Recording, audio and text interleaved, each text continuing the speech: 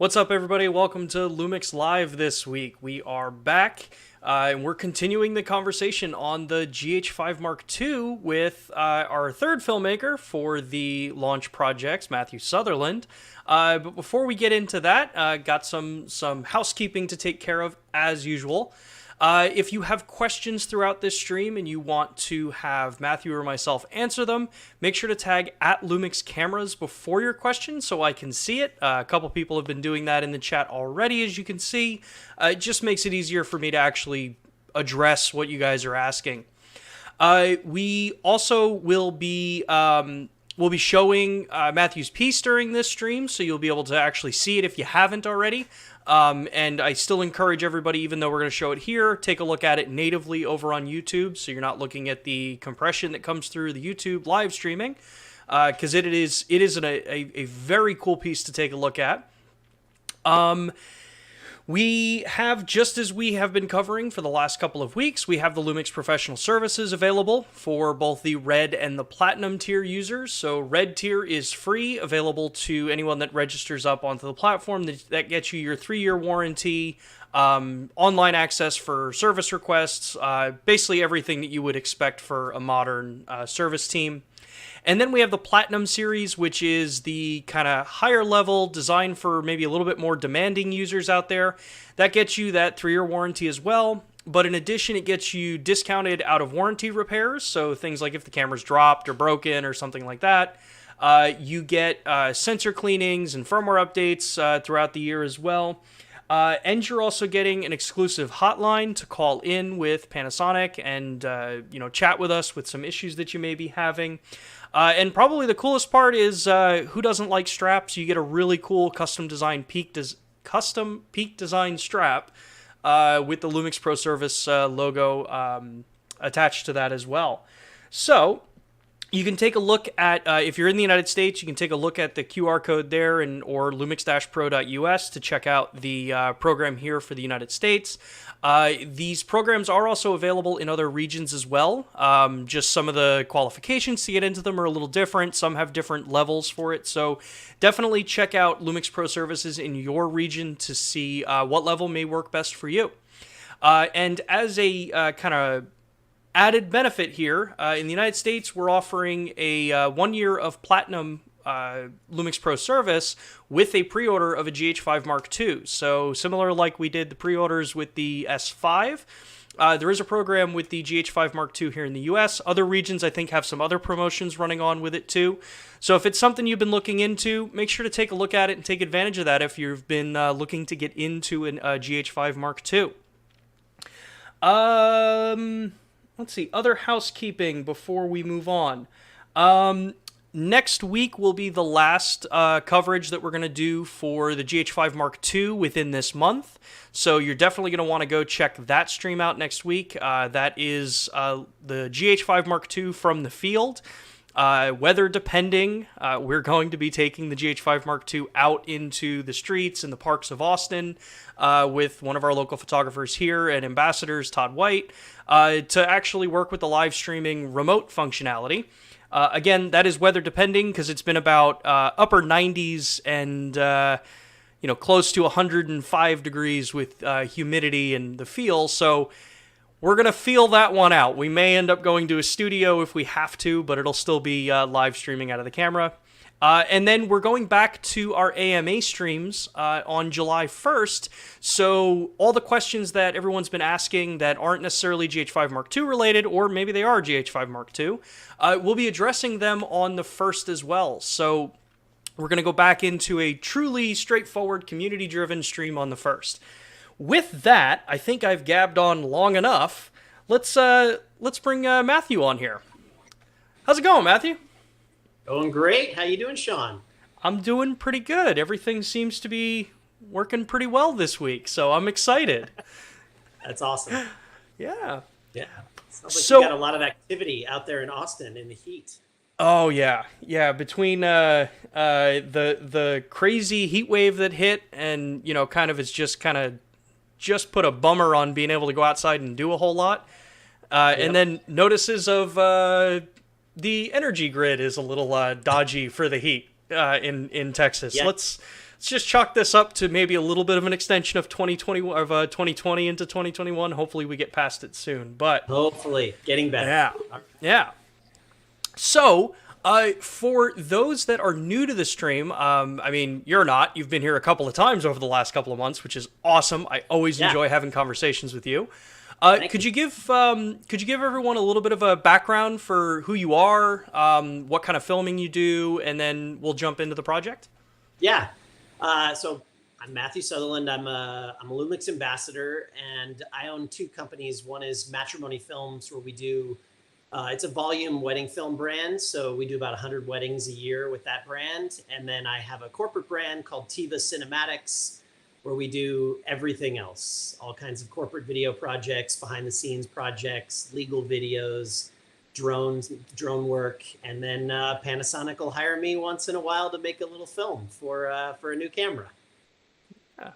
Well, yeah. And that I think is actually kind of one of the really cool things that, we're going to show in a minute here, the piece you created, because I can see so much of the influences of the different branches of your businesses that you have in this piece. And I'm super excited to get into the kind of nitty gritty about it. But before we do that, let's show them the piece. I love it. Let's All right. Let's take a look.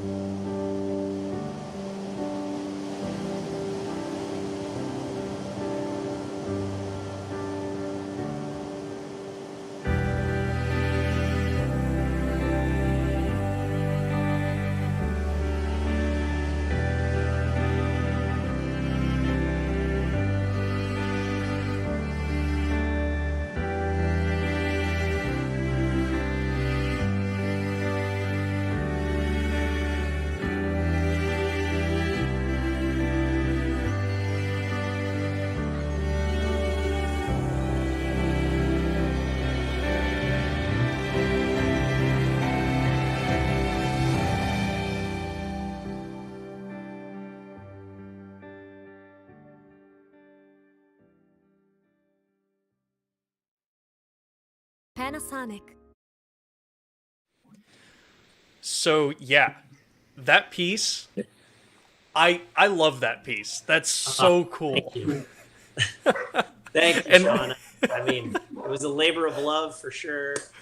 And I'm super excited to tell you guys all about how we made it and why and all of that stuff. So let's jump in.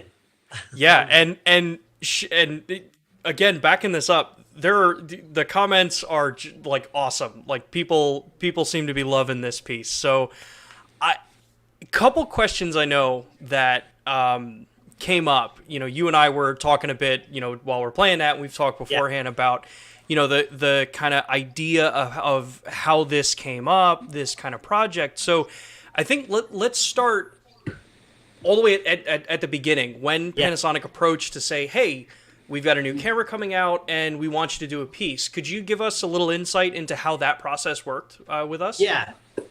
I mean, obviously I've been a Panasonic ambassador for almost 4 years, and I talked, you know, team behind Panasonic many times about, you know, if I made a film for a camera, you know, what would I do? And I've constantly tried to explain that if I make a film for a camera, I want to tell a story. I don't just want to be like, oh, here's some cool footage from the camera, and this is what you can, you know.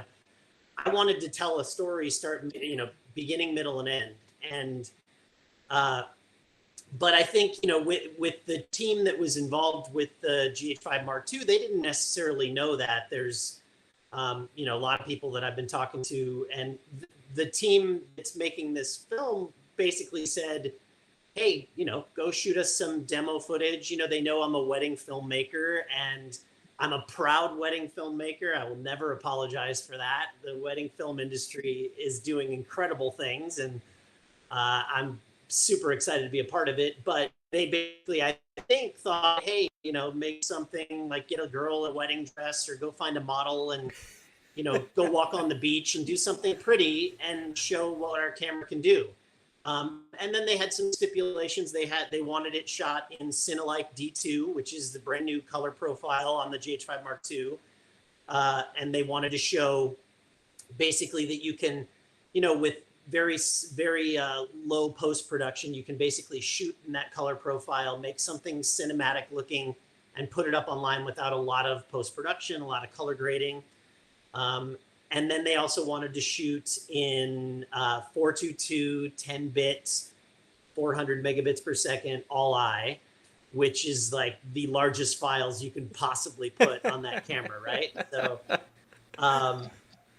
and they wanted to show off the internal stabilizer and, you know, like the 6.5 stop internal stabilizer, and then the upgraded autofocus tracking. So those were kind of like the guidelines they gave me.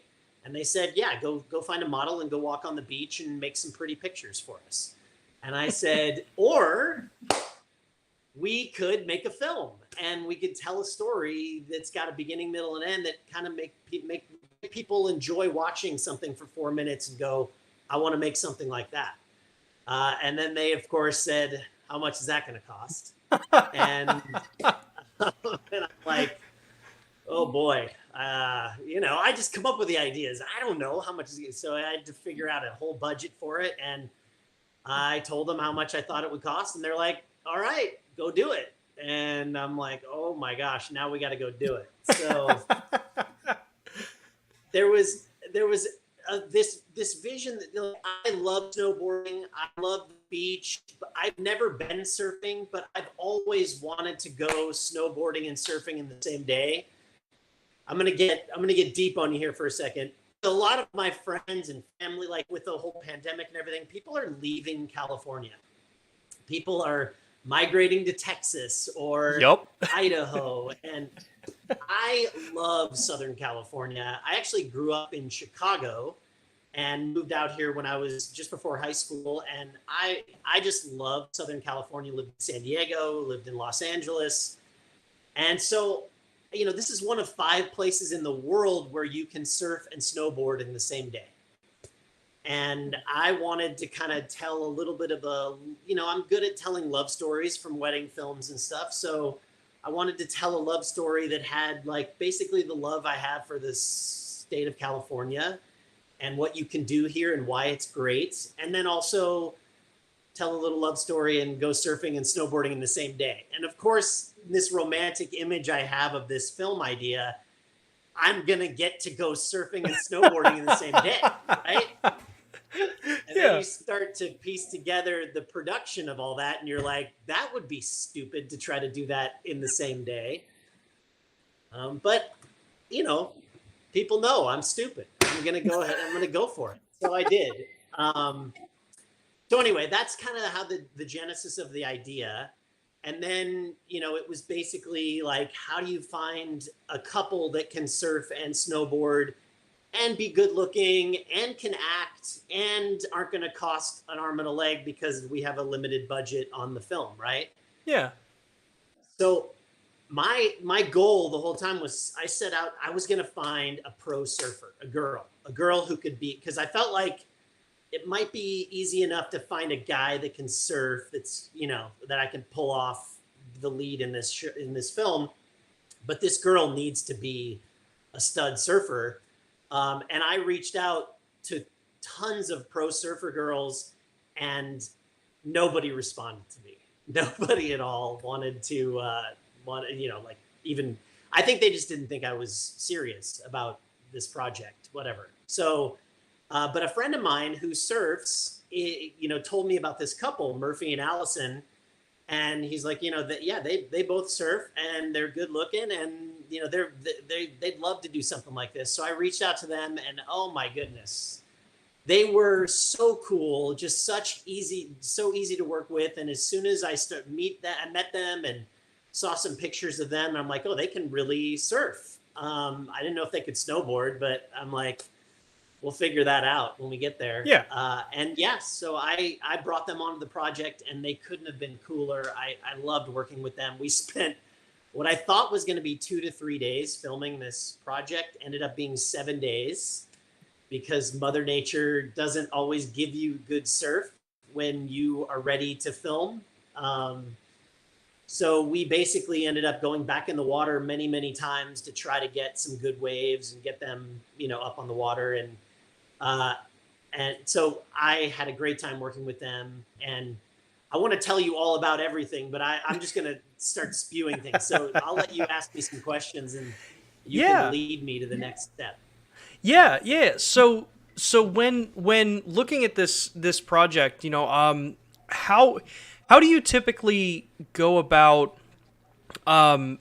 you know, kind of rigging your camera for the different setups? Because I mean, that's always another challenge when you're working with a pre-released product is usually you've got one or maybe two of the cameras and that's usually what you have. And knowing that for this project, you know, you went underwater with it, you went into the snow on a mountainside with it, you had the thing in a drone. So how did all of that come together in the process? Okay, so I knew they were going to send me a body, right? Sent me one body. So for this whole film, we shot on one body, and it's a pre-production model. So it's actually got the number 0001 on the serial number at the bottom. I knew I had no idea what it was going to look like. And they actually said to me, hey, we're going to send, you know, they wanted some behind the scenes shots of us using it. They said, we're going to send you another one, but that one's going to be the actual body. And that one won't be there for about 3 more weeks or 2 weeks or something. So I was going to have to shoot the whole film with one camera, which I'm like, oh, okay, that's no big deal. But it was a big deal. Because we had to put it, you know, I knew in order to get the film that was in my mind out onto, you know, into the universe, I needed to have epic drone shots. We had to get drone shots, and we had this company called Drone Surf, and I think they're watching right now. Yep. Giovanni they were great. They had a Matrice 600 octocopter that flew this camera body, and they had a blast shooting the surfers. The challenge was obviously we had really good surf that first day, but you know, Giovanni and his crew, they were there that day, and they were there with us one day in the ocean and then 1 day up at the mountains. And so that body was on the drone, and you can't pull it off and then go in the water and then put it back on. You're losing too much time. So we basically kept it on the drone that whole first day. And then we did pop it, like the Matrice has a Ronin S basically attached to it.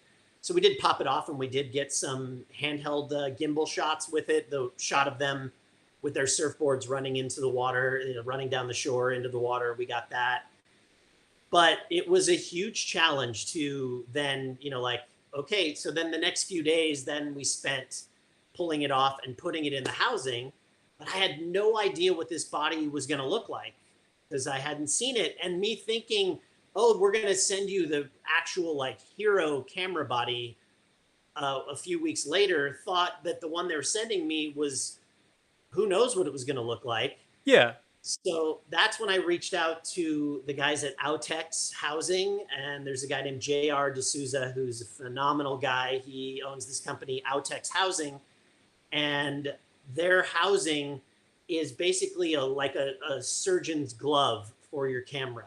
You can wrap it in this glove material, and you can get to all the buttons. So it doesn't need to be like a standard housing that is hard case where the buttons are in a certain place. You can use it on any camera body, all different kinds of camera bodies. And that's what was phenomenal about it. And JR's with us on set every single day and helping us use the housing and making sure we knew what to do with it. We have it in a little bubble lens front where you can go up above the water and below the water at the same time. And I actually ended up doing lots of shots where we kind of started below the water and came up above the water. It was an awesome experience, figuring out this housing and using that housing to shoot some really cool underwater shots as well. Yeah, it's so cool hearing how that process was, with having to have a day for drone and then everything else had to follow suit with it, because looking at the piece, I couldn't tell that certain things had to be shot on different days, because the look and the style that you've created with it, I think, blend so amazingly together across the entire story. So it doesn't feel like it was shot multiple days. You got that story across. Well, thank you. Let me speak to that for a second, because, one of the biggest things I wanted to achieve was, so Panasonic tells me they want to show off the internal stabilizer. They want to show off the auto tracking, which really made me go, oh, we're going to go surfing and we're going to go snowboarding and we're going to push this camera to the limit, right? That's exactly what they are looking for. They don't know it, but this is going to show off all of those aspects, right?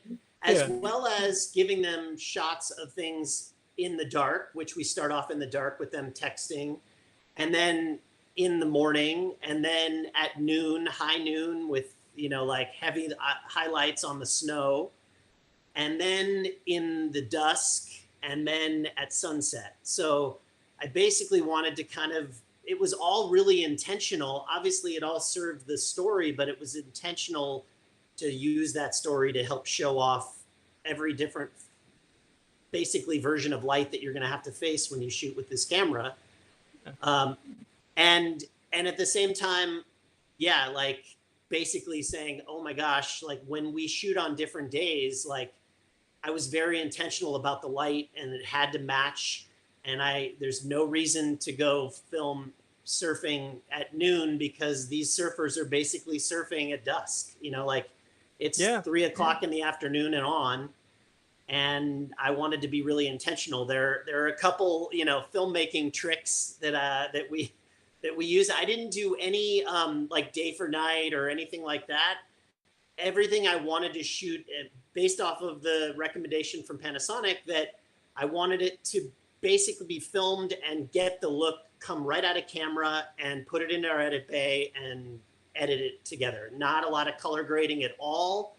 there are times where like we needed to tweak the color, but other than that, there was really no color grade. That is a Cinelike D2 film, start to finish. And I fell in love with that color profile. But yeah, I mean, there was I'll give you a little insight for the people who are here to see this. There's a shot where you see, like where it transitions into after they like hold hands on the beach, and he's doing what Murphy called the corn dog, where he literally rolls. That's a thing. It's a surfer thing. They roll in the sand to warm them up, and it covers them with sand, and he calls it the corn dog. So he did that, and they held hands, and then they go back into the water for like their sunset surfing set, where you see like the sun shining off the water, and you see a little bird basically like walking through the water. Yeah. That shot is at 5:50 a.m. Yeah. So that's a sunrise shot, but it kind of looks as if it was sunset. So I used it. Yeah. No, and like that's again, I think such the cool side of this is that, we've said this before about, having a plan in your head and, having it all laid out. There's always going to be those times when you've got other shots and you're like, it really does fit over here. It really should be over in this place. And the art side of this is being able to recognize those things and say, no, this actually does fit. It doesn't matter that it was shot earlier in the morning. It still has the same feel, the same, kind of tonality to it. And it adds to the story, which I think is kind of the cool, a very important part about this is that how much of the story drove what creative decisions were made. Like you had an idea in your head, you got through it, with the limitations that you had with the one camera, and it still came out, so awesome in its production value, in the story, in the sentiment behind it. We had talked during the video playing on a couple of things, because there are there's so much more about production than just the cameras, sound design, the prop selection, stuff like that. And I mentioned how much I loved seeing that VW in there. And I know, as soon as I said that, it sounded like there was a little bit of a story maybe behind that. I mean, there were a few things I had in my head when I told this story. Like when I thought of this story, I'm like, we got to surf and we got to snowboard in the same day. I really know that a big part of this journey is going to be getting from one place to the next. Like I did want to showcase that. And I'm like, I feel like it needs to have that van life, that kind of surfer life kind of vibe to it. And I wanted it to be very California.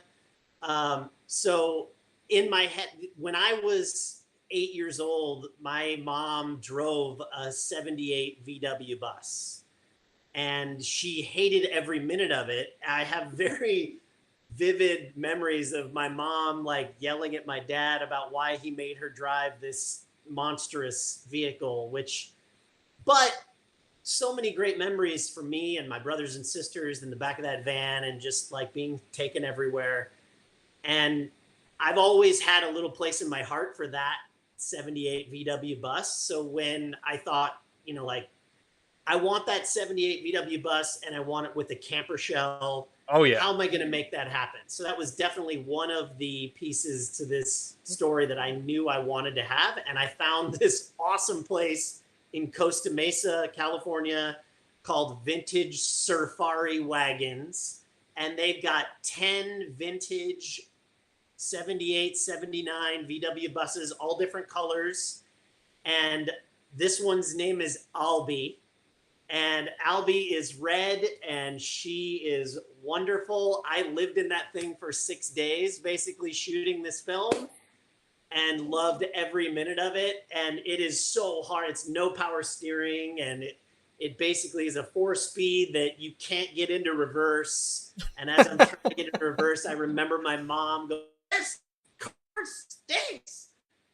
So it was really fun and really legitimately, without me realizing it, it became the third character in our film. Like it was Murphy, it was Allison, and it was the bus. Yeah. Because they spent a ton of time in that bus, and that's basically where this relationship kind of grows. And you see, you know, the traveling is why they kind of fall in love. I mean, the snowboarding and the surfing is fantastic and fun, but it's really that atmosphere and that vibe that really kind of helps them come together at the end. And it was just a blast shooting with that thing. And it had to be red. I needed it to be red. I don't know why. I feel like that color against the blue water and the white snow was another primary color that was just really popped. And yeah. I'm so happy. I spent way too much of the budget on it. I thought I was going to have it for 3 days. I had it for 6 days, and I was supposed to return it, and I hadn't gotten that shot of it driving around the corner yet. Yeah. And I just was like, the film needs this shot. I had to spend whatever I had to spend in order to get it. And I didn't have anybody with me as I got the drone shot we got the first day. It looks great, but I wanted that close up where you see it come around the corner and you see the shoreline behind it. And I had nobody to help me shoot that because I was, you know, randomly in Malibu at 4:00 on a Thursday. And I'm like, so I literally put the GH5m2 on a tripod on the side of the road and prayed that no one would run into it and that it wouldn't fall over or no one would pick it up. And I got that shot. I just drove back and forth coming around the corner and hoped you wouldn't be able to see inside and see me driving. Nah, it definitely added. And I think, you know, that just goes to show again, it's that, you know, as you're going through, you find these extra little things that have to get done and you always find a way to do it. And I think, you know, in traditional sense, that would be a much harder thing to do without the more modern technology in the cameras. Being able to quickly just set something up, it's small, lightweight, it's relatively, you know, inconspicuous if you've got the thing mounted somewhere on the side of a road. It's not like someone's really going to quickly see it unless they're, you know, kind of stalking you. But we also talked because, you know, there's a lot of story across the board, visuals, the props, things like that. Those are all so important, but, you know, the soundtrack and the music choices also really do lend a lot to the message you're trying to get across, the feeling that you're trying to show everyone. And personally, I love the music choice, or the music choices that are in this piece. Could you give us some insight into how that process worked when you're going for a project like this? Yeah. So I, you know, I was an actor in my other life, and I acted in a couple, you know, commercials and films. And I worked with a guy named Jason Reitman once, who I actually shot a Heineken commercial with Jason Reitman. And he ended up being the director of Juno and Thank You for Smoking and Up in the Air, some phenomenal films. And just a great guy. And I got to know him really well. And I remember having a conversation with him about Juno. And if you know that film, like the soundtrack on that film is just, it just makes it just an all-time great, I think. And he talked me through, like, at the time, like the way he found the soundtrack for his film. And I've just never forgotten that, basically that advice that your soundtrack is going to be, you know, like a huge part of how people feel about your film. You know, like when we think about great films, you know, great soundtracks just lend to, you know, Apocalypse Now is just a great film because of that great soundtrack that just puts you in that moment in time. So I cared a lot about the vibe that it was going to give. It needed to have a California vibe. I needed it to help us feel and help us really fall in love with Murphy and Allison as this all is happening. So I give kudos to two people, specifically my daughter, Katie, who is 16 years old, and she's a singer, and she knows every song. I mean, like, she is just a whiz when it comes to all kinds of music. And I went to her before we shot this, and I said, I need some California vibe music. What's out there that's like feels like California? And she gave me some awesome songs that I just basically played, and they're all like, basically, there's Colony House, You Know It, is this song that I played on a loop over and over again. And fortunately, but unfortunately, I mean, like, it put me in the vibe of this film the whole way, but we didn't have $1 million to make this movie, so I couldn't license Colony House's You Know It, unfortunately. And there were two other songs that I would have loved to put in this film. But it gave us direction. And then I called on a buddy of mine, Brandon Rice, who has his company, Brandon Rice Films, in Nashville. And I said, I need you to help me music supervise. And he stepped up right away. And basically I said, I need songs that sound like this. And he started just throwing me songs after song after song. And I found a few songs that gave me that same vibe as those songs that I had been listening to in the van.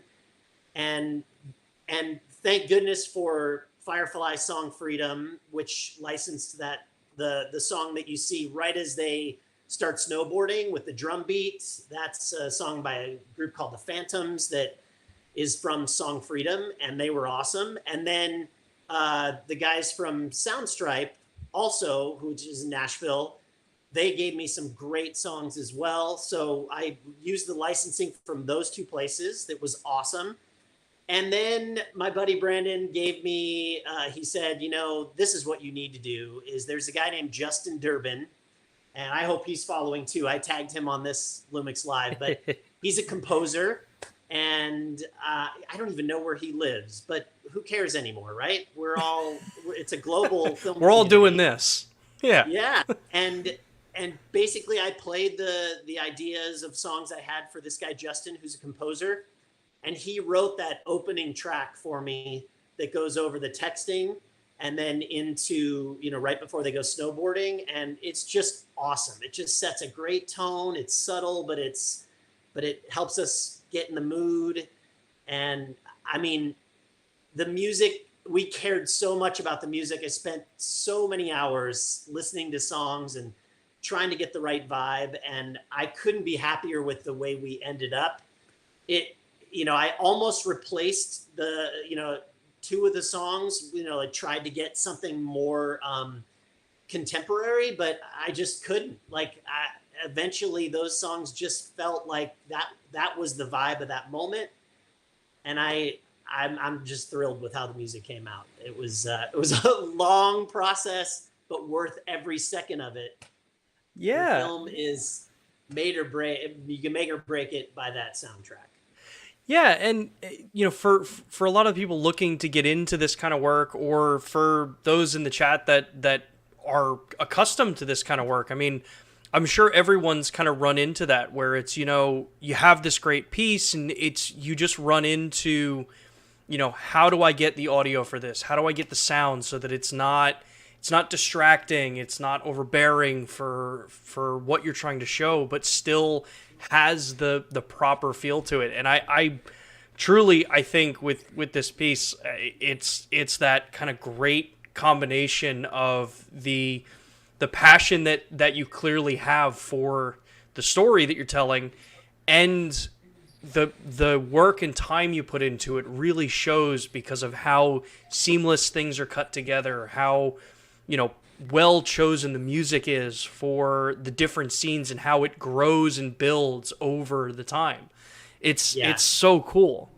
Well, thank you. And big shout out to David Aguilar from Archaeus Creative. They edited the film for me, and their company is fantastic as well. They edit wedding films, they edit corporate films, and I just basically spoke to him 3 hours a day every single day. and just we hammered through making this film. Like, you know, he shared the passion for me with this story, and he did a great job cutting it together. I can't say enough. You know, the other thing I want to say about Soundstripe, like soundstripe.com, like obviously we all know of like the music licensing sites, and if you don't, you're welcome to ask us. But what I was so impressed with about Soundstripe, and I've used them for a long time, but they are very open to a filmmaker reaching out to them and saying, hey, you know, like, I'm looking for something that feels like this or sounds like this. And what I didn't know before this project, what Brandon did know, my buddy Brandon, who lives in Nashville and is near them, he's like, if we talk to them, they'll either point us to something in their catalog that works for that kind of a vibe, or they'll have one of their artists write something for you. So I would encourage any filmmaker out there, if you know, like, you know, we all want, like, yeah, it'd be great to have a name artist write some songs for our film, right? But unless you've got $1 million, you might want to reach out to Soundstripe, and basically for the price of your subscription, you get something that, you know, they can kind of point you to the right direction on that. Yeah, and that's I think some great advice for a lot of people. And you know, obviously there's always that you know, kind of question as you're going through about copyrighted material and how you do this right. And I think, you know, that is one of those points that separates a lot of people from the rest in any online platform where you're sharing and displaying content, making sure that you have, you know, all of your music licensed properly, that you've got, you know, the support structure behind it where, you know, just like you said, if you've got questions, you can go to a company and ask it. And it's important these days to make sure that, you know, since more and more of our lives and more of our content is living online and being presented to people that way, you know, that you make sure that it's all buttoned up and nice, and, you know, right on the line there. Because the last thing you want is to upload a piece like this, have it all ready to go, and then get yelled at by YouTube or whoever that,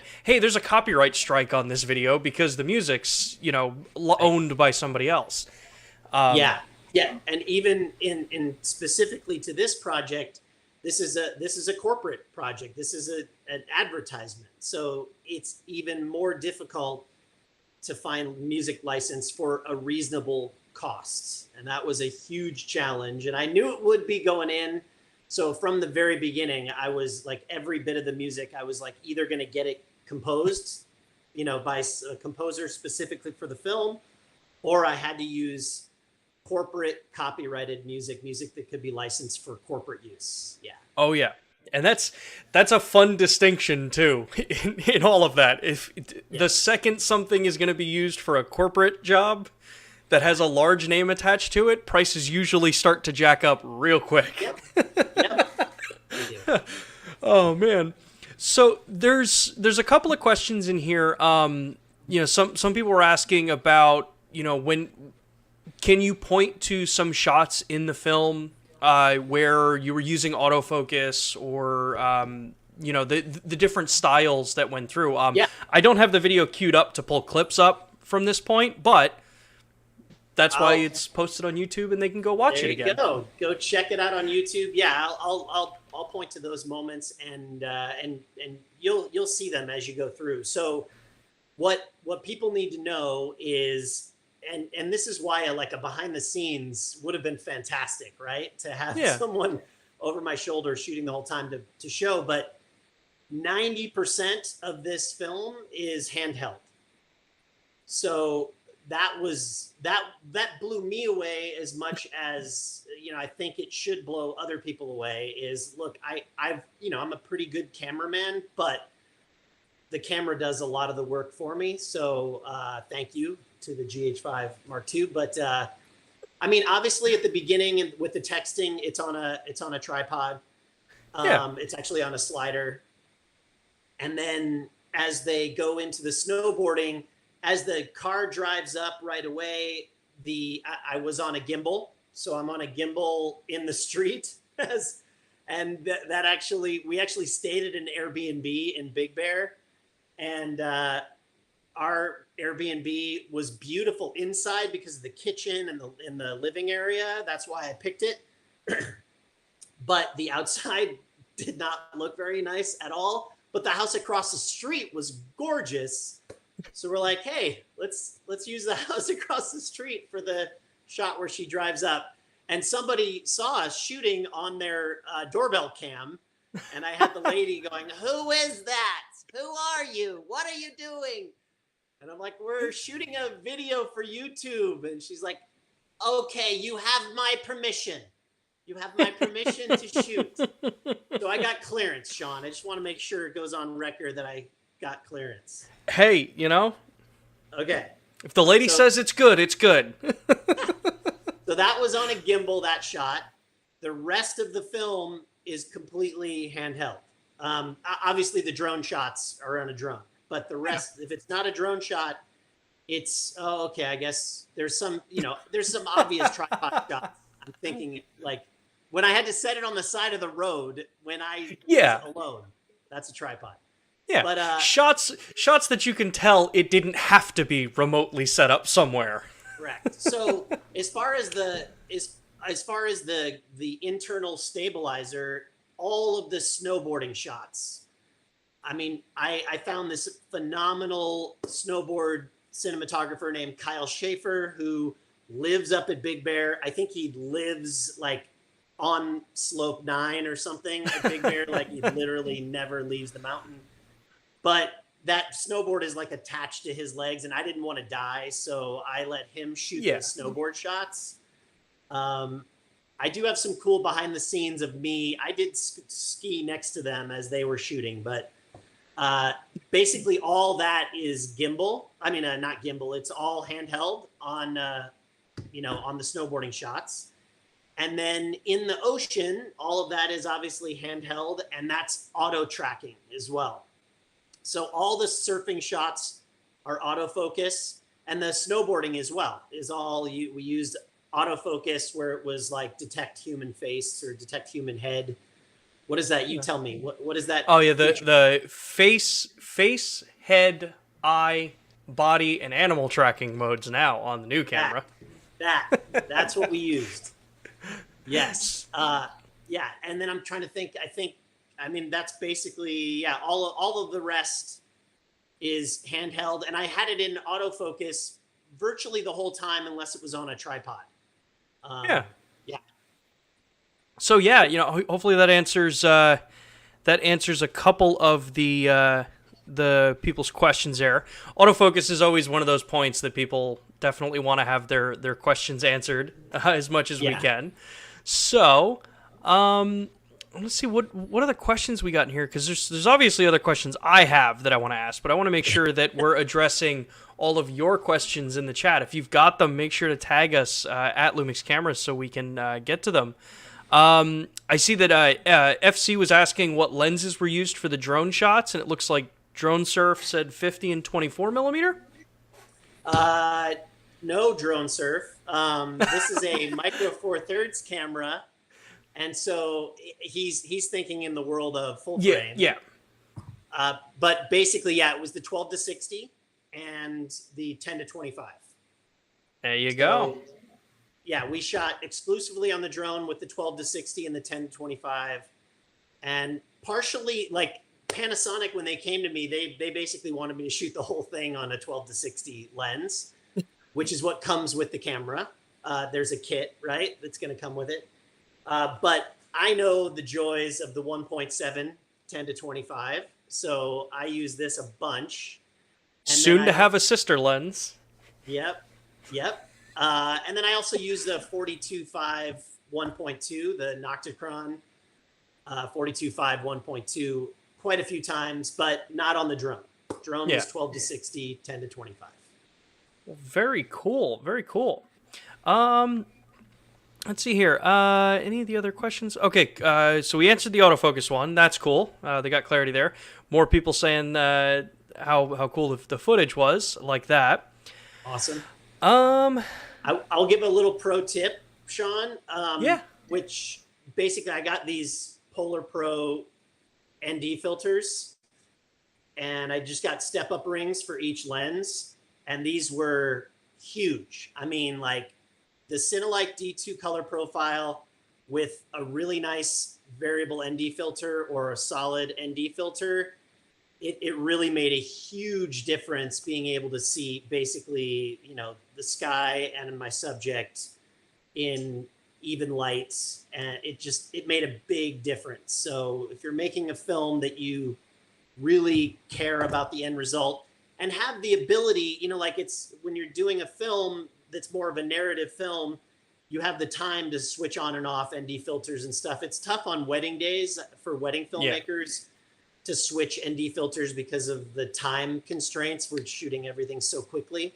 But in a film where you can set up shots, use an ND filter.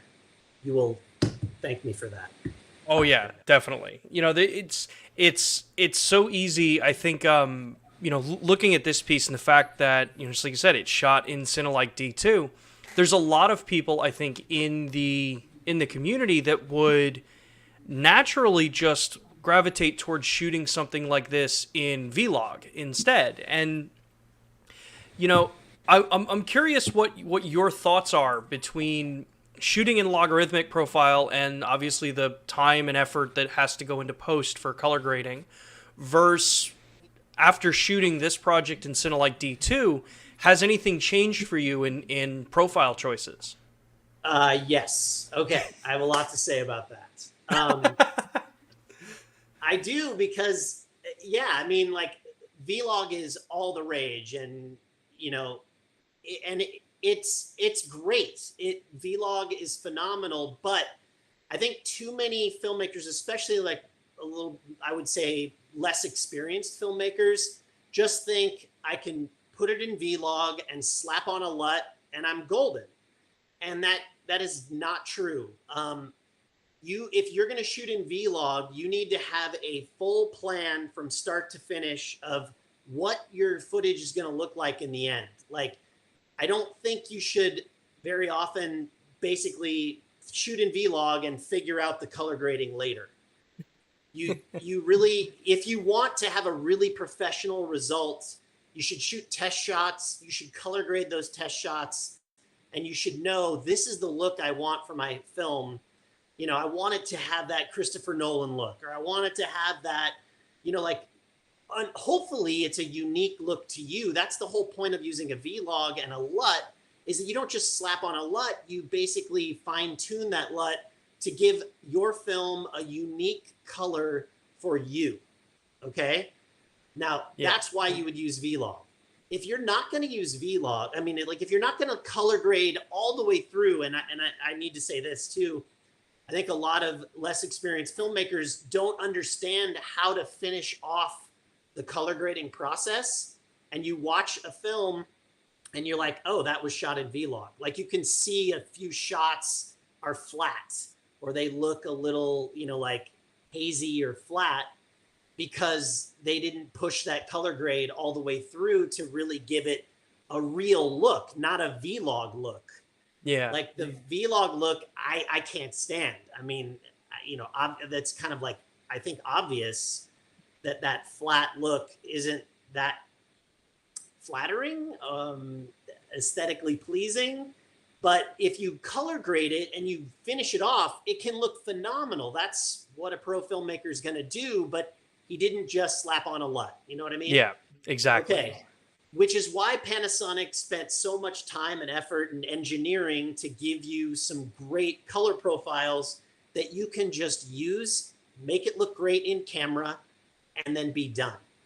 And that's what, you know, like with a lot of wedding films, we'll shoot in a natural color profile because it looks great.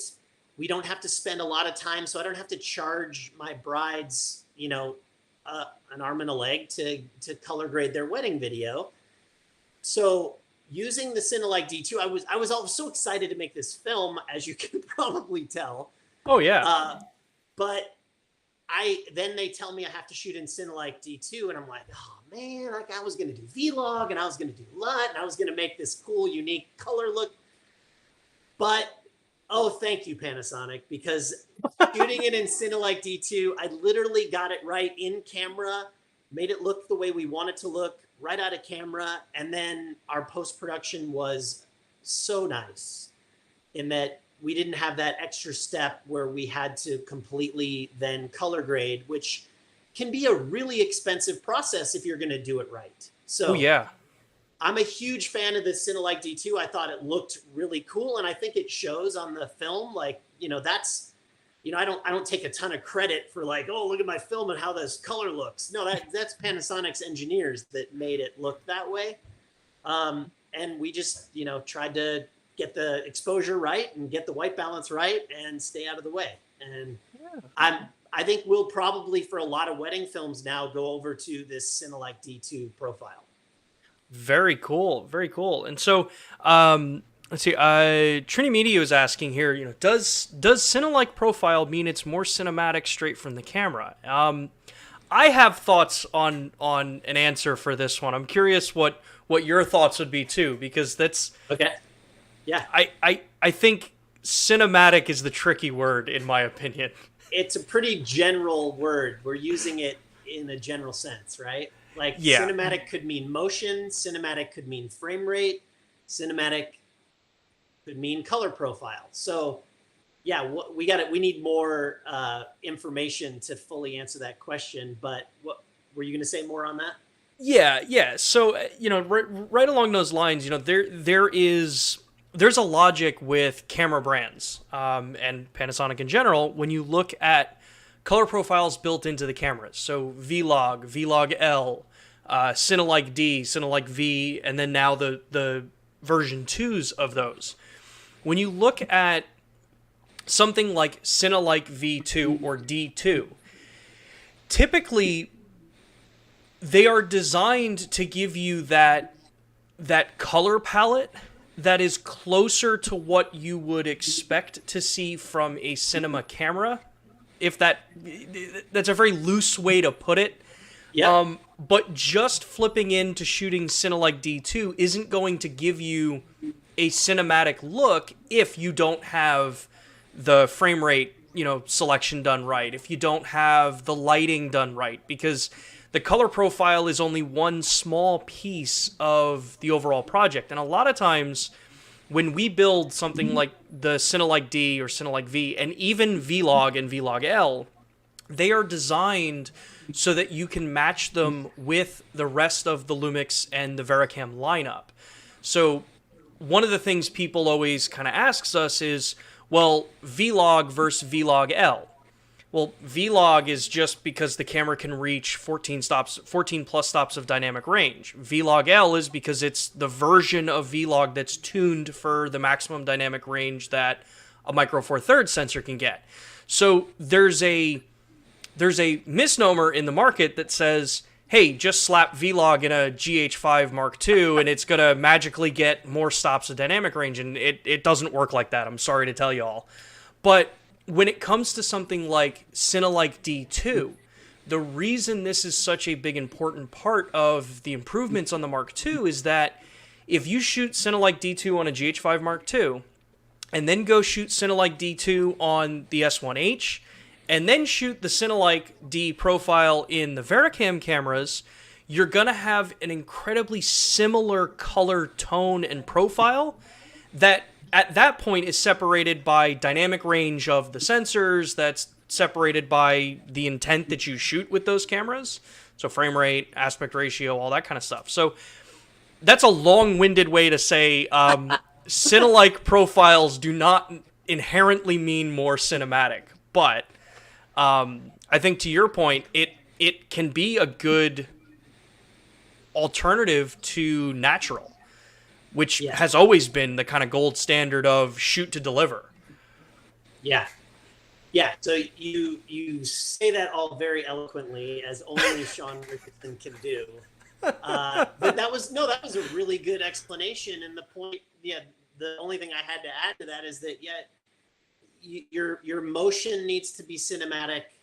So if you have great cinematic camera motion and you choose a 24 frame rates and you choose a Cinelike profile, then yes, it is going to ultimately look cinematic. But basically, you're right. It has the color palette and it has the contrast that gives you a feel for a cinematic camera.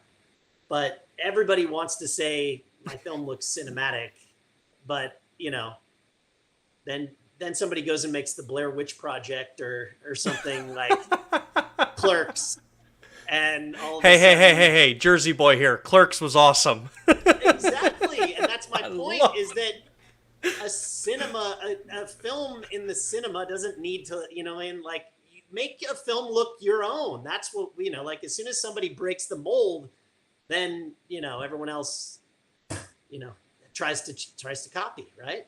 Yeah, and kind of the last point, about a lot of that stuff, when it comes to the color profile choices, when it comes to the camera choices, I think what California Double showed in its final state, what everyone's been able to see is how flexible you were able to be and how flexible the camera was to go from all of these massively different areas and still get you such a kind of stunning look, basically no matter where you threw the camera and whatever you put it through. And I think that's a huge testament for Micro Four Thirds in general. Like, this is the core of why Micro Four Thirds is here to stay, and it's here to stay for a long time.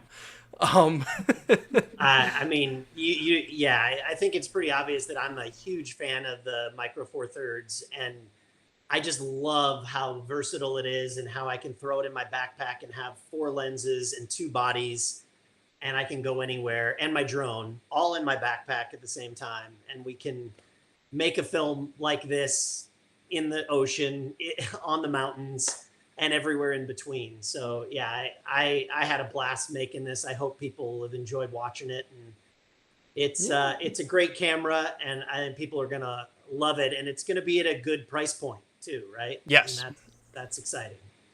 Yeah, and the talking about that part of it, for those that are looking into it, I know there's a lot of people in the community that have been asking, like, well, why this over a GH5? What's the kind of point? If you own a GH5, is a GH5 Mark II really something that would fit in your suit?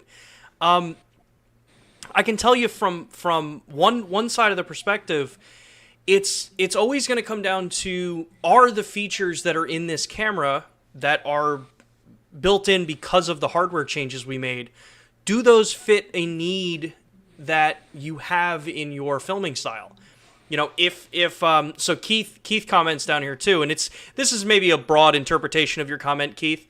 A reason for having Vlog in addition to Vlog L or on the S1R, which only has HDR, which is correct, is that you can use the same grading for all cameras. And when you look at that concept of being able to match multiple cameras, get them all together, one, that's what Vlog and Vlog L are designed for. You can use the same processing for all of them. You don't necessarily have to jump from Vlog to Vlog L processing. You have to accommodate for dynamic range differences, but the hardware improvements that brought Cinelike D2 and V2 and the slight improvement in dynamic range, if those things are what you need and what you've been looking for in a camera, then yeah, I would totally go for a GH5 Mark II over another GH5 if you're looking to expand your system.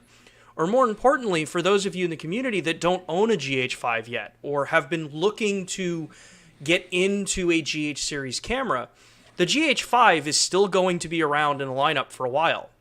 It's still a solid camera, and it's a workhorse for a huge number of filmmakers out there. But the Mark II adds more forward technologies in it. It adds, the newer processor. It adds the live streaming functionality that we're going to, again, as long as weather and everything holds out here in Texas, we're going to be demoing that next week.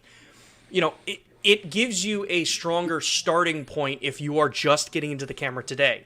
Otherwise, if you've got a GH5 and you've been thinking about getting a second one, I would, hands down again, check out GH5 Mark II.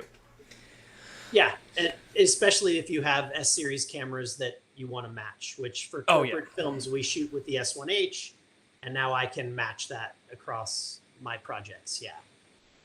Very cool. Well, we are past 2 o'clock here in Central Texas, or Are we Central Texas? We're in Austin. It's Central Time. We're past 2 o'clock now, so unfortunately we're going to have to wrap it up for today, but you are always welcome to come back and continue this conversation or talk about other projects and ideas that you have, Matthew. I love having you on the stream here. It's great to be here, Sean. Thank you for having me, and I've had a blast talking about the film. Obviously, I could talk for hours, so if you want me back, I'm coming back. All right. Well, thank you, everyone, for joining us on LUMIX Live this week. As a reminder, we are going to be live again next Thursday at 2 p.m. Eastern, 2 p.m. Eastern Time. I got my time zone screwed up again. We'll be live Thursday at 2 p.m. Eastern Time next week. Again, weather depending, and as long as everything holds out with the heat here, I will be actually using the GH5m2 with the live streaming functionality out in downtown Austin or in one of the parks around Austin. It just depends on where we're not going to be baked in the sun at 1 o'clock in the afternoon in the middle of Texas in the start of, or end of spring, start of summer. So I hope you all join us for that. Depending on how hot it is when we shoot, it may be a slightly shorter stream because we do have scheduled with a model to come in to do kind of a photo shoot and follow Todd around and talk about the camera and talk about his work and stuff. So we will be answering questions throughout it. It'll be a little bit slower than this process because this is new to do this remotely. But after that, July 1st, we'll be back with our AMA streams for answering all the questions that we haven't been able to get to that weren't necessarily GH5m2 related this month. And with that, if you have questions or comments or suggestions for future topics on LUMIX Live, make sure to shoot us an email at lumixlive@us.panasonic.com. I'll be able to take a look at those and incorporate them into future events. Outside of that, again, thank you, Matthew, for joining us. Thank you, everyone in the audience, for spending your time with us today. I hope you have a great rest of your week, and we will see you next Thursday at 2 p.m. Take care.